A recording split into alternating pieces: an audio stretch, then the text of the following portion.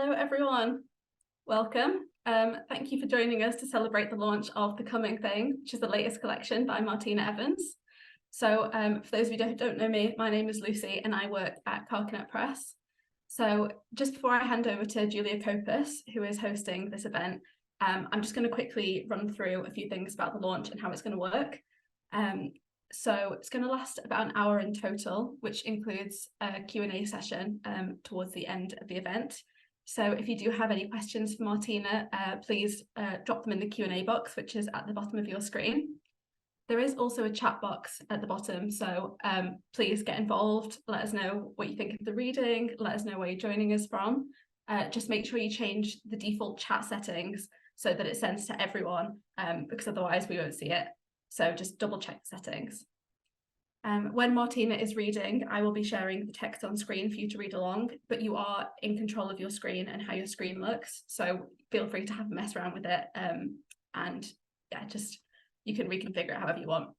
But if there are any technical problems, please do just pop them in the chat and we'll see what we can do to help. And I think the last thing is just thank you for paying your £2 to be here. It's redeemable against the cost of the book. So I've shared the discount code in the chat, but there will be an email tomorrow as well following it up. So if you miss it tonight, don't worry, because it'll go out tomorrow. I think that's everything. So I think now it's time for me to hand over to our host, Julia Copus. So Julia is a poet, biographer, and children's writer. She's won numerous awards, including an Eric Gregory Award and a Forward Prize, and she's a fellow of the Royal Society of Literature. Hello, Julia. Hello. Oops, I've unvideoed myself. There we go. Thank you so much, Lucy. Thanks for that lovely introduction, and hello to everybody here. It really is just such an honor to be here helping to launch this extraordinary new book of Martina's into the world, and to celebrate the continuing rise of Martina's star in the literary world. So what to say about Martina? Martina is a writer who I believe might be said to be doing something in poetry that is unique to her. Her poetry collections read like compressed novels with all the depth of character and backstory that you'd expect to find in a novel, but without a trace of padding or gumph. Her material seems to me to settle into its form via an unusual route. She has, as is evident from this and other books of hers, a filmmaker's eye, I believe, and a way of magnifying the smallest and most ordinary of moments in a way that captures for us their strangeness. So that we seem to be existing in a kind of slowed down or maybe expanded time as we read, even while the narrator is galloping on with her storytelling. So seeing beneath the surface of things used to form part of Martina's daily work years ago as a radiographer. And now in her poetry, she shows an almost supernatural insight into human nature, into our greatest desires and our deepest fears. And alongside that, she has a brilliant flair for storytelling, as I've mentioned already. And it's an approach that I think takes obviously a great deal of skill, but also courage. So these talents have not gone unnoticed. Martina's last book, as many of you will know, American Mules, won the prestigious Pigott Poetry Prize. Only last year. I had to remind myself that it was so recent. And then hot on its heels, we have this extraordinary new collection, The Coming Thing. So for those of you who know Martina's work well, we first met the narrator of this new book, Imelda, in Martina's 2012 collection, Petrol, also a narrative poem, also set in County Cork, in the town of Burnfort, that one. But this new book can, of course, be read without any knowledge at all of that one.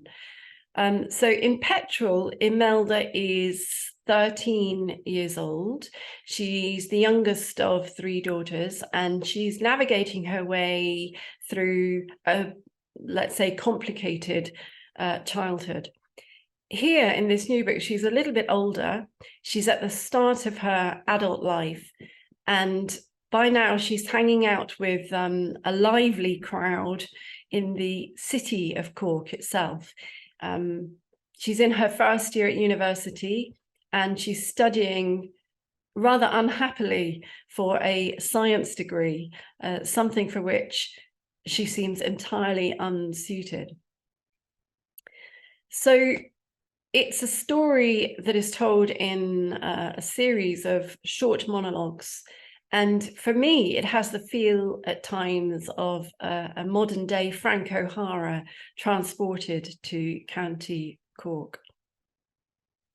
Just a comment here about the way in which an Evans poem or even a book can kind of pull the rug from right under your feet from the word go.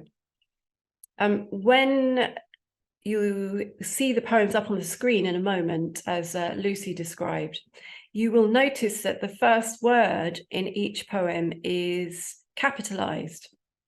And so the very first word in the book bears an almost extravagant weight. And that word in this book is Justin, a word that perhaps is striking in any case because it's a name, but is particularly striking because the all-knowing, ever-watchful, black-eyed, rather maleficent presence of Justin is, it turns out, the narrator's father. And we learn this with a sense of shock several poems in, I think not until the 8th poem, which, as I understand it, is the last poem that Martina will read for us in a moment, although she might change that, I'm not sure. So up until that moment, it isn't at all apparent what the relationship is between Justin and Imelda. But what is apparent almost from the off is the vibrant, vital, charming, and funny, very funny presence of Imelda herself, standing smack bang in the middle of the first poem on St. Patrick's Bridge, sharing a joint in her, quotes, wet look yellow anorak under the navy sky. I could sing the book's praises all night, but that is most definitely enough from me for now, and I will hand over to Martina to read.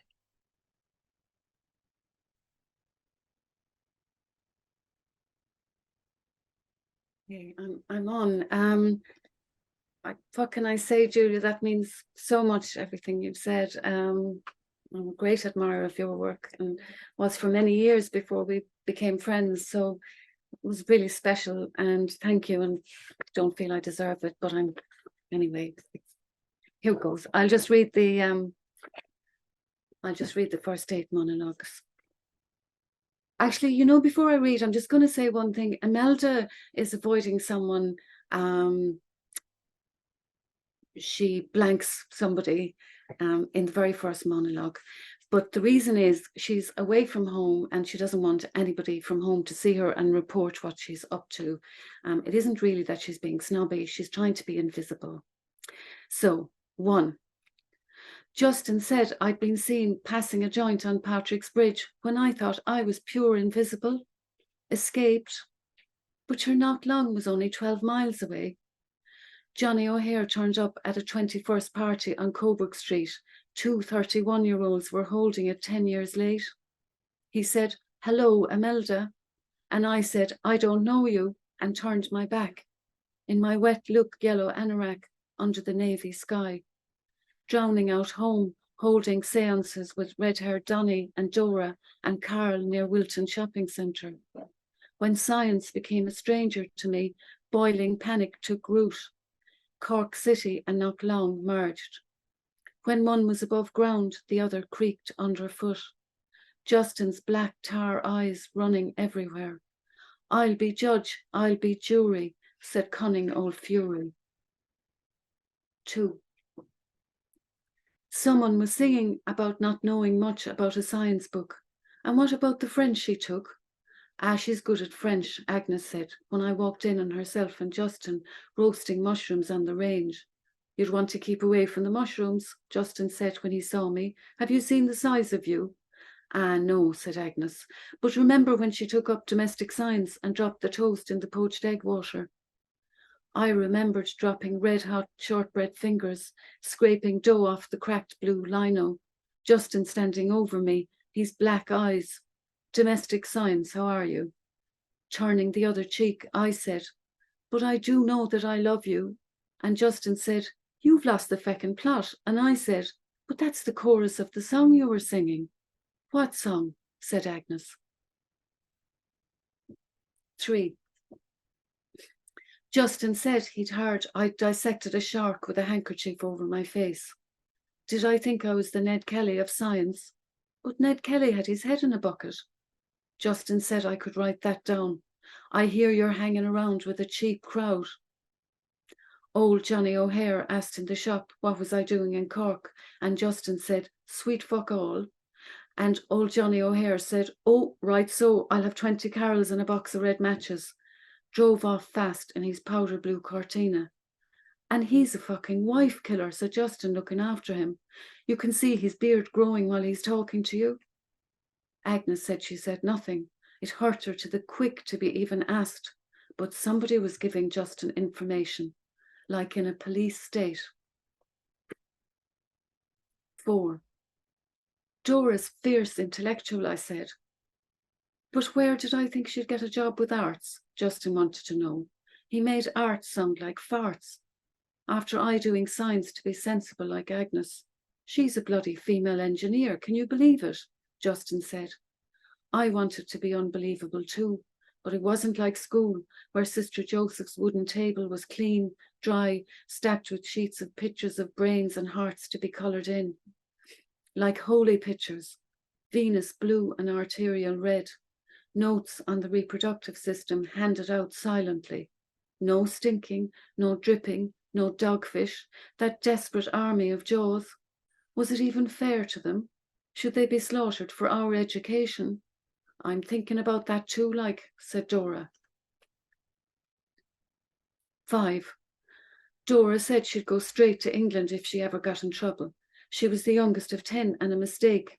And when the priest visited her family, he was bent over, red with laughing, pointing, look at the mistake. Hasn't she grown into a fine, strong girl? There wasn't enough love to go round, and only a fool would expect it. Dora was a utilitarian.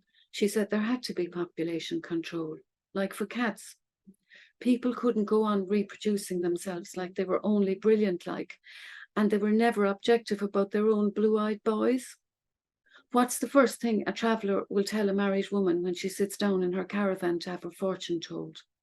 Your daughter will be successful in catering, and your son will rise to the top of whatever it is.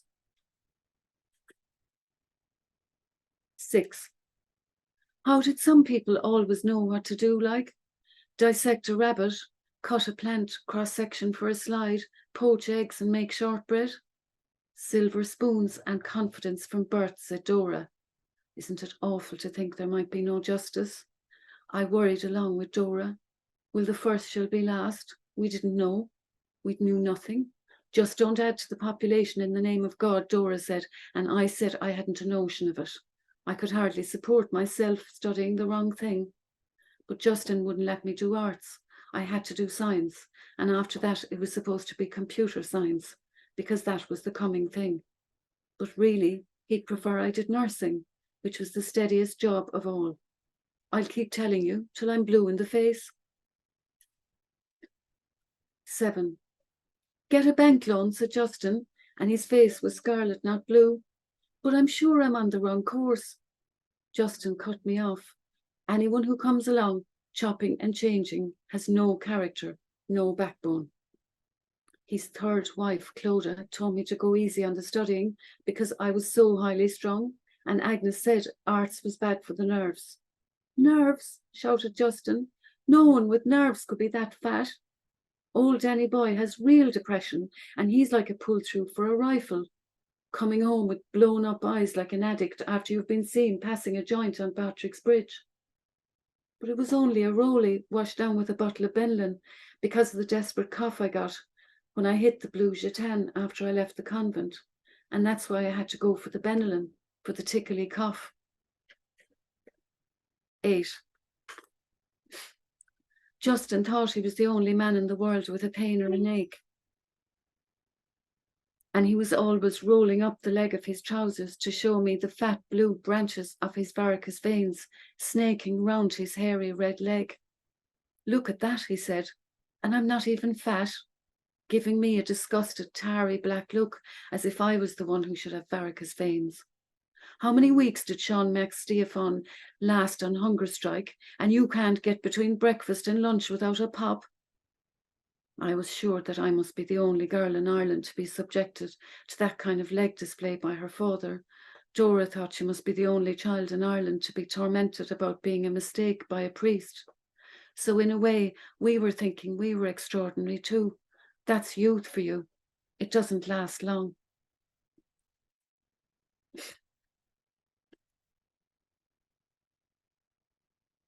Martina, that was fabulous. I want to tell you a little bit about some of the warmth that's pouring in for you in the comments box.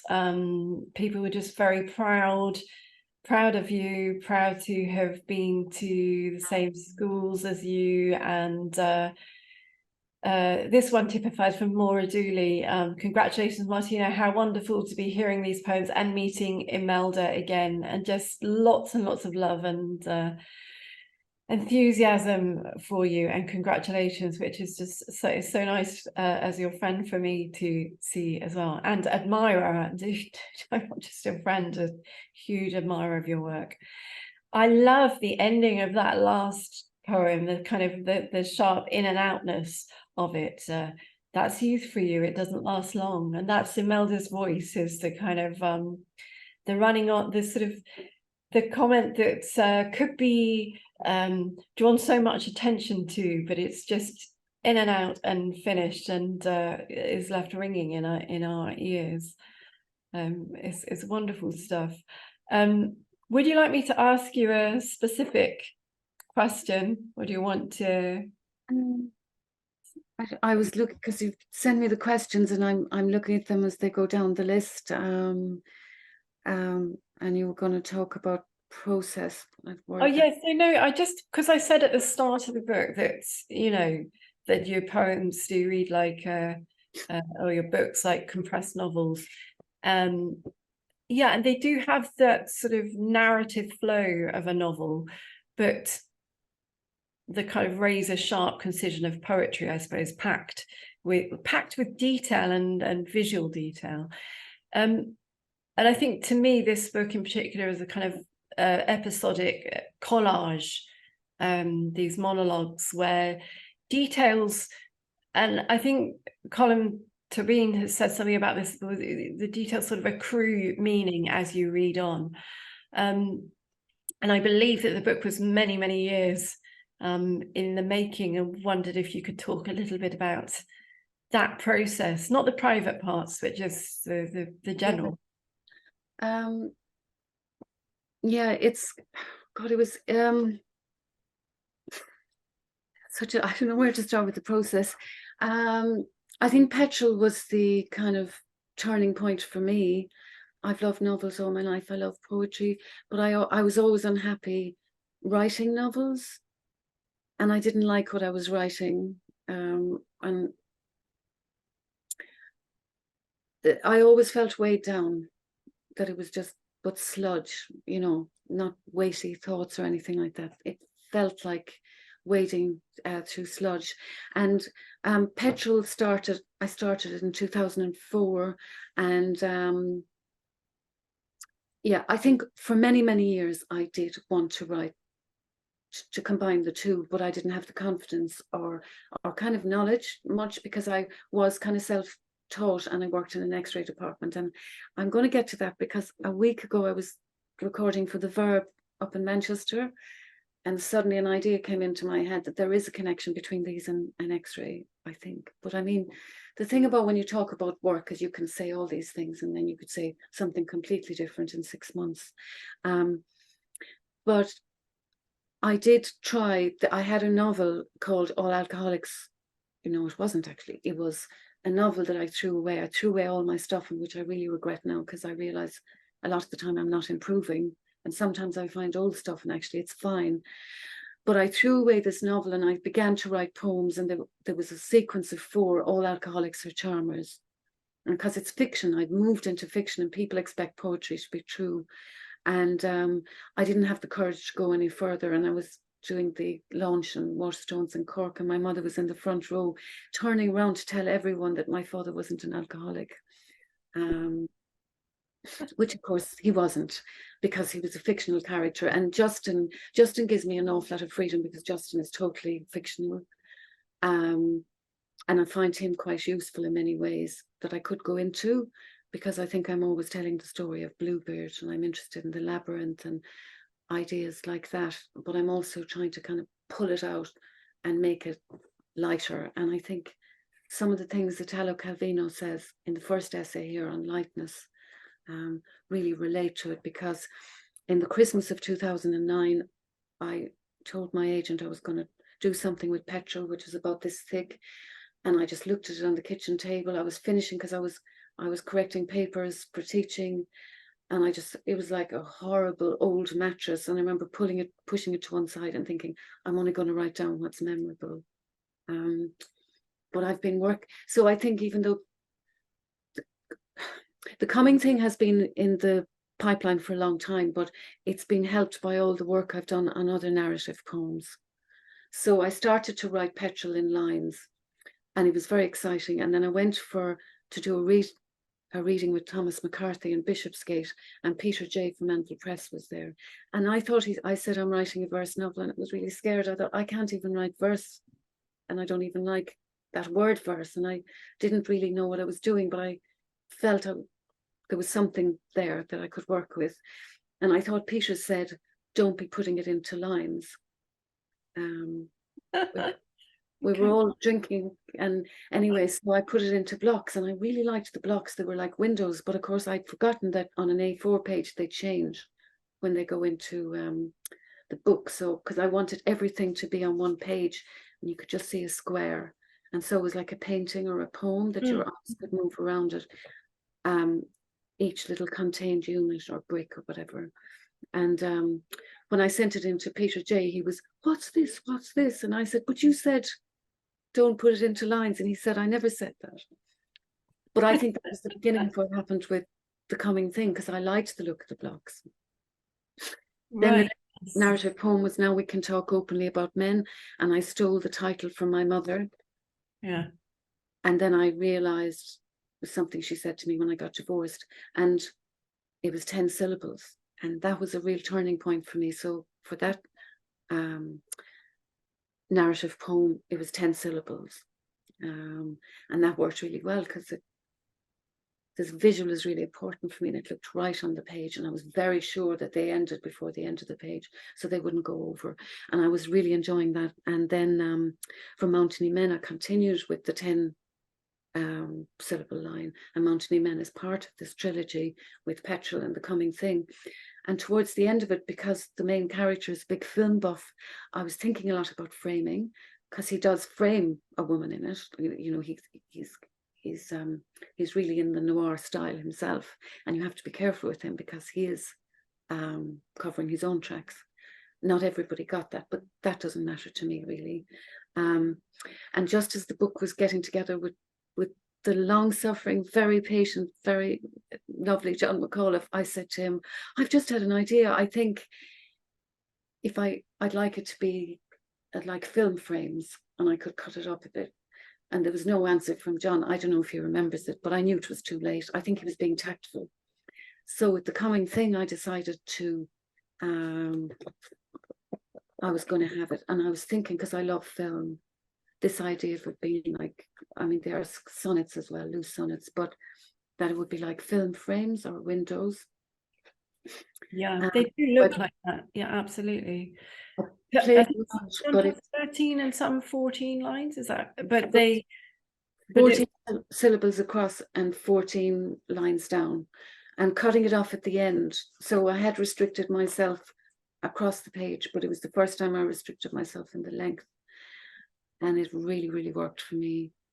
And one of the connections that I thought about when I was above in Manchester talking to them all about, on the Verb, about, you know, we were talking through what we were going to record, and I actually haven't listened to it yet because I hate listening to myself, but and actually it might have been when I was talking to the producer. I take a lot of photographs of my cats, and it's only recently I've realized that I spent 15 years of my life behind the camera, behind an X-ray camera. And there is an art to that. You can take really good X-rays, but there's a price, because it costs in radiation and film, which is very expensive. And one of the things that's really satisfying about X-rays is, so you get a lot of scatter. X-ray scatters off flesh. So the fatter the patient, if you think the radiographer is looking askance at your weight, she probably is, or he is, because the thinner the patient, the easier they are to X-ray. Basically, you get them on the film, but also you get this crisper look. You get more of a black and white look. So the whole idea, when you're to get what they used to call pretty pictures, which was different to diagnostic pictures.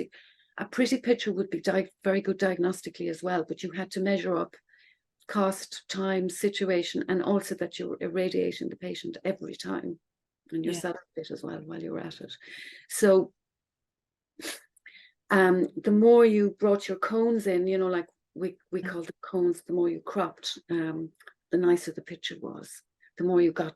But it was hard because you can't see where a person's gallbladder is. So there's guesswork and all the rest. If you've got a really nice picture, it would all be fitted into the square, and everything would be looking exactly right. It had to do with the angle, and then you got this lovely black and white crisp look. And I think that I'm getting that feeling when I pulled up the bottom. It was like closing up the last bit. I was really happy with this square. Everything had to be in there, and it had to be crisp and kind of clear, because that black and white look is very good. And I love using color, and I used monochrome when I did Now We Can Talk Openly About Men. It's all in color for the War of Independence, because that was a really exciting time. Lots of possibilities, lots of hope. And after that, you know, all those women had to get back into the kitchen, and there was a lot of disappointed people and a lot of bitterness after, a lot of sadness after. So I made it all monochrome, and I've got what I'm writing in the moment is monochrome with splashes of blood. It's mainly set in an X-ray darkroom in a prison, the one I'm working on now. But I find there's some kind of satisfaction I get from it. I mean, it's kind of childish, you know, it's not something I can kind of explain intellectually. It's just this feeling about it being crisp and clear and within the square. It's like that challenge to get it in. I think that's good. I think that's good that you can't explain it intellectually. I think that's, if you could, why not just write it out intellectually in prose form? And it makes perfect. You're saying so many fascinating, a tumble of fascinating things. I loved what you were saying about you know, writing down just what's memorable, not liking the novel writing that you were doing, and just, I mean, that's fantastic advice actually, to just write down what is memorable from the whole, you know, soup of what you're thinking about. I'm looking down. You were down at the bottom of this screen for me, so that's why I'm looking down. But I'll try and look up a bit. Yeah, there are so many examples of concision, which is kind of allied to writing down what's memorable in your work. And I've made a note here of in monologue 21, so it's on page 31 for those of you who have the book, and you're talking about Myra and Pierce Curtin, who run Curtin Spa, and I suppose he's really a bit player, Pierce Curtin, the landlord. But just as an example of the way that you do things, there he is polishing the same pint glass with a black and cream Guinness tea towel, you say, and you don't tell us what he is saying. Instead, you have him looking up as if his own words floated on the ceiling. And I just think that's a brilliant depiction of self-importance. That's the kind of concision that you achieve in your work, I think. Martina, I was wondering if we could slightly, I don't think we can have a discussion without talking a little bit about colour, because so much of your work is just completely swimming with colour. So Petrels was kind of shot through with green, and here the dominant colour is blue. Every shade of blue you can think of. You've got deep navies and soft pale sort of powder blues, royal blue, cobalt, steel blue. You use the terms moon blue, pearl blue, blue-eyed boys, even the blue of varicose veins that were at the end of that, that's as shown by Imelda's father to her, rather horrifyingly. But it struck me, actually, I don't know if this is intentional or, but the range of colours actually opens out as the collection goes on. And then we've got almost every colour, lime green, flaming red, bubblegum pink, purple shadows, orange street light, sky, the colour of petrol, grey, brown, cream, black and yellow, it goes on. And yet it's not forced. It's just something that dawned on me as I was reading, that the palette had somehow sort of widened as I read on. Does that awareness of colour come from a particular place, or even perhaps a different art form? And is its use in your work deliberate, as it seems to be, but maybe subconscious? It wasn't originally deliberate, because I never really noticed with petrol, but something did happen to me.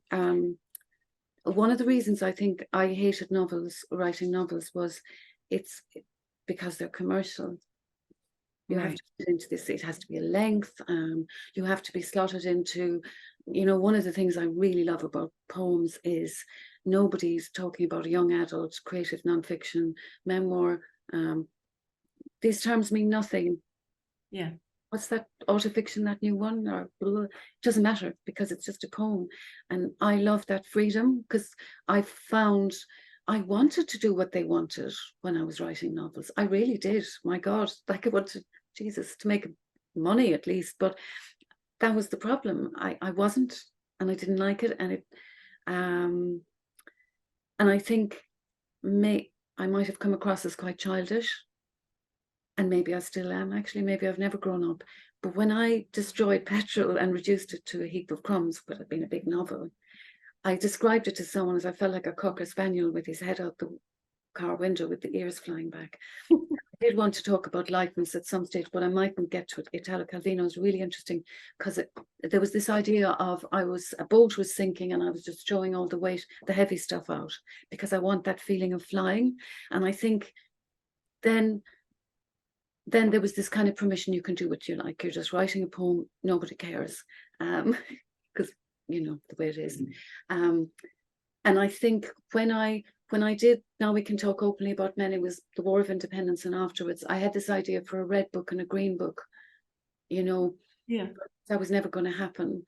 And then I thought to myself, well, why don't you put the colors in yourself? So red and green is in every single monologue in the first half, and then it's monochrome. And I also get it from film, because I love watching films. And this doesn't happen anymore, actually, which is really sad, I've realized, is because we stream movies all the time now.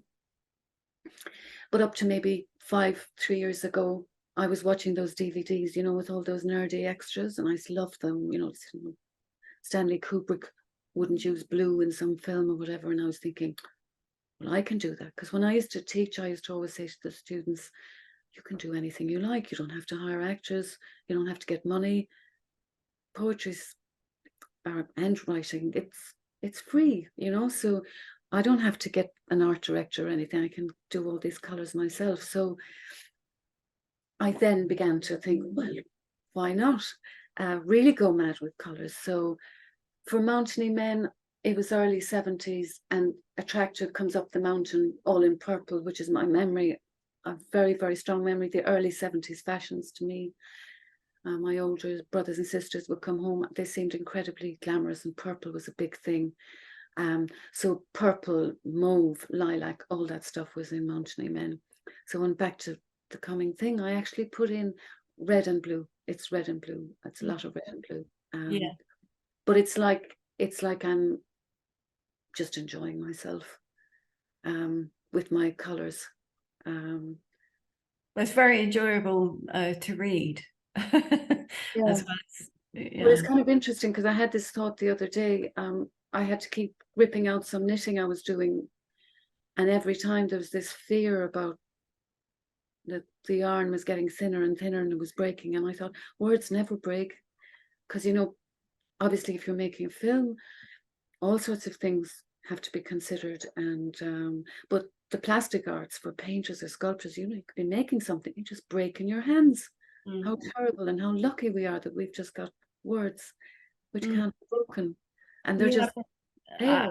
Yeah, I think your concentration on color though is it provides a real focus, you know, for the mind. I'm not sure how that works psychologically, or you know, but it's doing something quite important. Even though you say you're just having fun, which is the best thing, the best motivation. But for readers, it helps us focus. Sorry, Martina, go on. I did start with, because of this idea of biology is a kind of a constant theme going through. The red and blue of the blood. Yeah, the Venus, red for the arterial blood and blue for Venus. And I think that was in my head. So that was a bit of my old kind of sciencey radiography days. Red and blue really worked, because I think this is all about biology, because it's about the things that happen to people's bodies that they can't control. You know, it's an interesting subject, I think, and one that I thought about for a very long time. You know, a very, very grey subject. There's no rights, there's no wrongs. Yeah, I thought there was. So I think that the blue and red started with the body. Okay.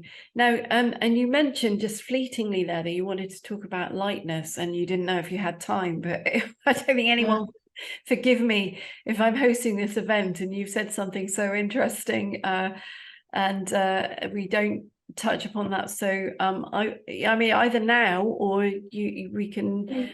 I mean, he says I really recommend it. There were 6 essays, they're all fantastic, but lightness was my favorite.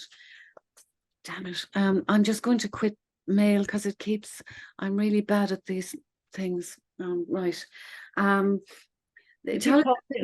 Said when he started out, his working method more often than not involved the subtraction of weight. I try to remove weight, sometimes from people, sometimes from heavenly bodies. And he talks about lightness being a value, you know, because we think of lightness as, and you'd have to read the whole essay, but it's,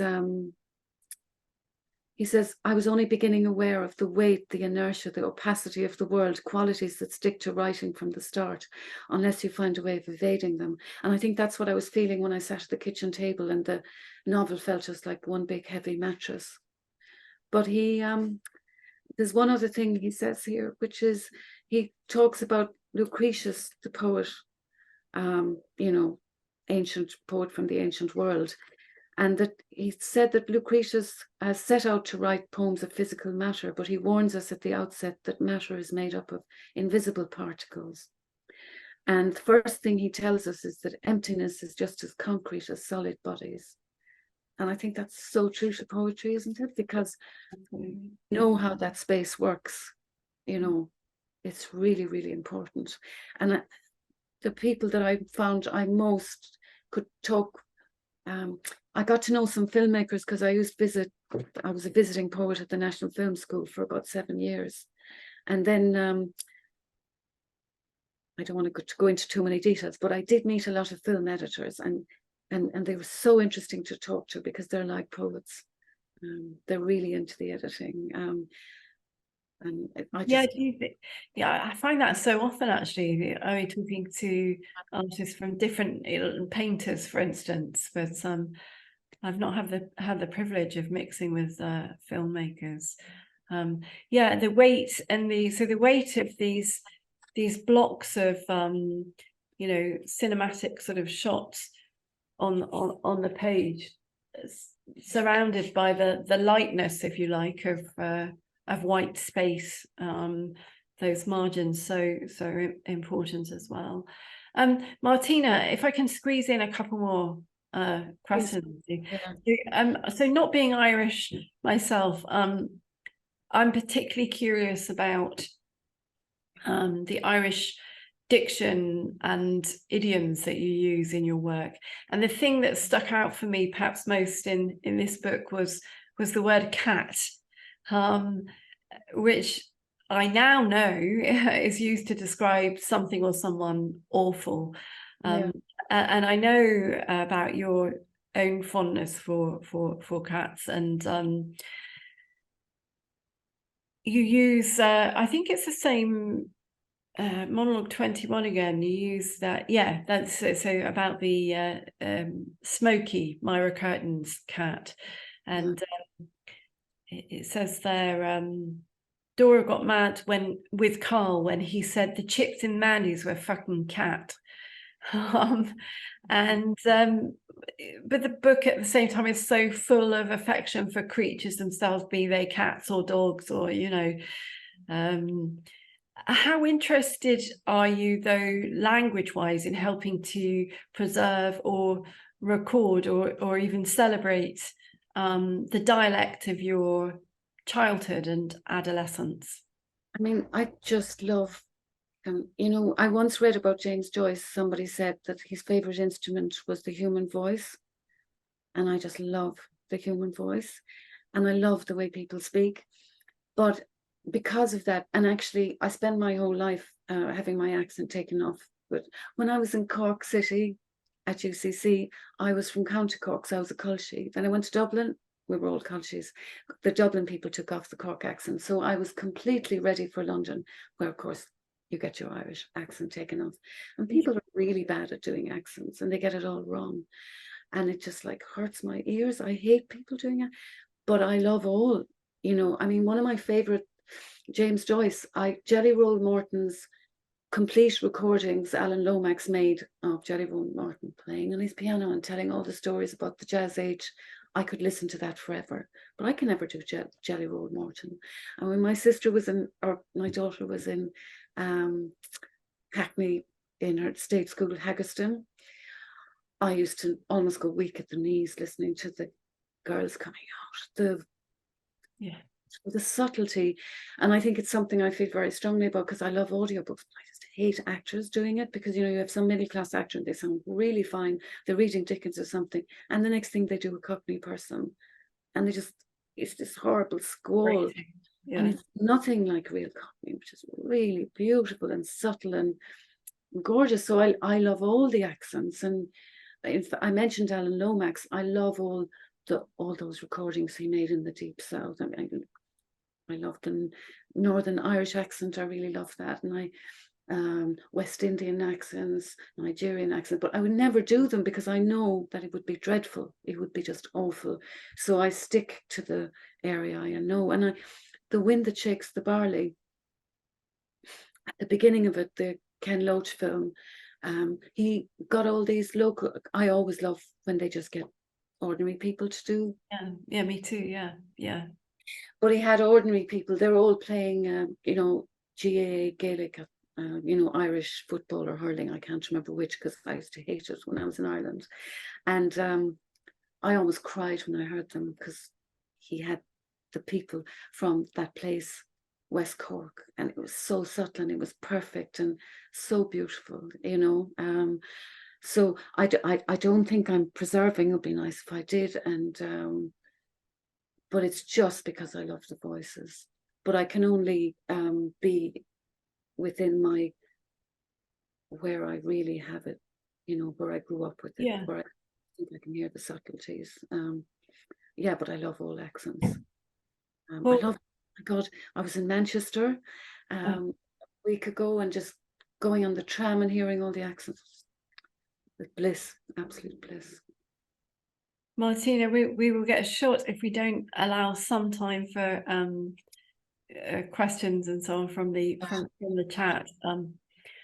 I just wanted to say though that Imelda is a very touching character in her trusting nature, her naivety, her dependence on other people's opinions and so on. So there's a sad poem, in fact, in which she, I think, throws away all her records because they don't quite coincide with her friendship's taste in music. And one of the awful things for us that her father is forcing her to really to study science when she's really more interested in drawing animals than in cutting them up to study them.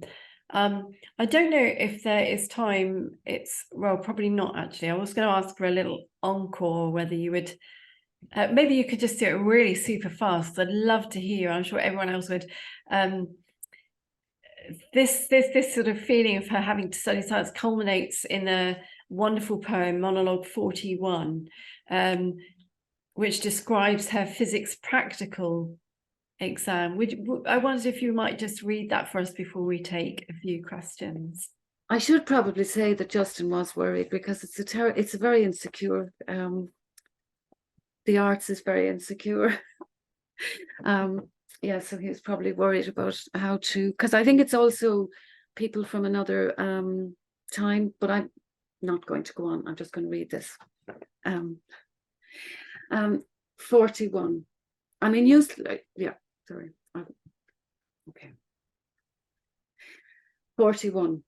Useless, useless, said Justin. His disembodied voice was always prodding me, the nervous cow. Even when I was in a physics practical, we had black leads and red leads and a board with a light bulb. If we attached the leads the right way, the bulb lit up. The first fellow did it, and then all the bulbs followed, every lit bulb with an excited face over it. A fierce wind ran through me. I plugged and unplugged faster and faster. The first fellow said it was like chess. After 3 moves, there was 121 million possible outcomes. Just think of it, he said, as if I could, plugging and unplugging my stubborn bulb, dark as Beelzebub. The demonstrator, who looked like Bobby Sands, had to take it away. Have I failed? I asked, and he said it was not for him to say. When I looked down from the high blue glass box of the science building, it felt like I was falling. Fabulous, completely fabulous. That's completely true. And it was the saddest thing not to be able to make that bulb light up. I still feel the pain to this day. Imelda told you so. Yes. Okay, I'm going to put a few questions to you. So the novel on the desk, this is from Timothy O'Grady. The novel on the desk as a mattress is unforgettable.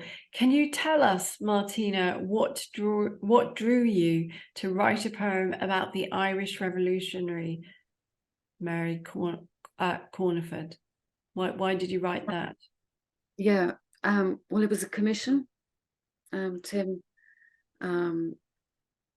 So a poet is hardly likely to turn down a commission, but it was amazing. But it's thanks to Roy Foster, actually, because the commission was to use papers, to use the papers at UCD Special Archives. They have an amazing collection, and we got fantastic help from the librarians and everything. And of course, Tim, as you will know, and hello, you're tuning in from Poland. As you will know, I was working on this novel and researching at the British Newspaper Library, and with my good friend Louise Ryan, who was also writing, academic sociologist who was writing in this area. And I didn't have access to a lot of Maura Comerford, but you had made that wonderful film with Kenneth Griffith and the book. And I was really curious about more. But as time went on, you know, I left all that behind. And when I wrote the actual poem, I deliberately didn't go back to the research because it was so heavy. It had pulled me down. And I decided to only write what I could remember. So when I was commissioned to write about the War of Independence, I was thinking actually of having a bit of fun with Kevin Barry. Because, you know, I thought I might be able to do something. And that's Kevin Barry, who was an 18-year-old medical student who was executed by the British during the War of Independence, and who was a huge figure. And I just happened to bump into Roy Foster, and he said, "Do you know Maura Comerford papers are at UCD?" And he said, you know, he thought they'd be really good. And I couldn't believe it because I loved her from that interview you did with her, Tim. So I just got onto them straight away. And I mean, writing the poem, it was just using all her words. It was absolute bliss. It's an amazing storyteller, amazing character, heartbreaking poem. I've been meaning to send it to you, Julia, actually, for about 6 months. Please do. I will. And sorry for my mispronunciation. Oh God, you couldn't possibly know. I can't hardly pronounce Irish words myself. So just, well, you might recognise this name, John McAuliffe, who says your ear for speech is one of the things that makes the poems just lift off the page. You know, how true is that? And it's very interesting to hear you listening to those Hackney voices too. Could you say something about Linton Kwesi Johnson and his appearance in the book? Well, he's going to appear, even he's all over the book at present. Just had to put him in. I mean, I'm a great admirer of his. See, something kind of strange has happened to me, because I originally tried to write this in a novel form in the 90s, but at the same time I was in Pentonville prison working in the X-ray department. And as I was walking across the prison yard, I mean, it was horrific there, I heard his voice. I heard him, "Look out, look out, look out. That poem soon come. I did warn you." And this was in the 90s. And I remember that poem, when I used to walk in there, it was a hellhole. And I'd walk out of there and it was just terrible. It's just a terrible place. Prison is a terrible, I mean, I'm writing about it at the moment. And Linton Kwesi Johnson, I used to just think about him saying, "It soon come," in my head. He's got an amazing voice. I mean, and I love the way that he just comes up out of that richness. You know, it's the real thing. He grew up with the folk stories, listening to that. Oh my God, I'm having one of those blanks. The Jamaican poet, is it Louise? She was a folk poet. He was listening to all this music, and as I got older, finding out all these songs and stuff that we kind of knew in the 80s, and realizing they were all covers of much more interesting, fabulous artists in Jamaica. So I really love him. And I think this book, I'm only finding out as I'm writing the one in the prison, they're twins, because some of the things that I put into The Coming Thing were things that occurred to me in the prison, because I was writing the two of them at the same time. So that's kind of interesting for me, because the father of utilitarianism, Jeremy Bentham, an Opticon system where you're always being watched. And I'm now wondering, is that why Justin can see me all the time? Because when I was originally writing it, I was thinking about this watchful eye. And of course, the opening of The Coming Thing, she doesn't want to be seen. She wants to be invisible, because if you grow up in a small village in Ireland, especially in a pub or a shop, She's away to the big there's no need city for and she's cameras or still being watched. Yeah. no need for CCTV. Everything was Yeah. reported. The police state, I think you call it. Yeah. So I think they're both being watched. Ironic that Jeremy Bentham is now being watched. Is he still there? I think he's still there, isn't he? In his glass. I don't know. Waxwork kind of thing, yeah. So I think Linton Kwesi Johnson really became a very strong person for me when I was in the prison. It was really weird. It was like he was going to come and make it all right if I said his poems. It was really stupid, but it was like a stressful time, and it was almost like a prayer. So I think that's how he suddenly popped up. Mm-hmm. Now, his name is poetic. I just wanted to say Linton Kwesi Johnson, because I just had to put him in. Yeah, Martina, listen, there's so much love for you, and I believe you'll be able to see these comments on the webinar chat. Jane Draycott, so interesting, Martina. Brilliant to hear you talk as ever, as well as your reading. What a mesmerizing reading. Samantha Winred reading Martina, and it's a joy to hear you talk. I'm rattling through these because I just an outpouring of appreciation, love, and amazement for your talk. There was one I wanted to. Breathtaking, words like breathtaking, I mean, warm congratulations. Michael Schmidt was I'm not sure we've got time for this now. This is terrible because it's Michael Schmidt. I was intrigued by some of what you said about the frames.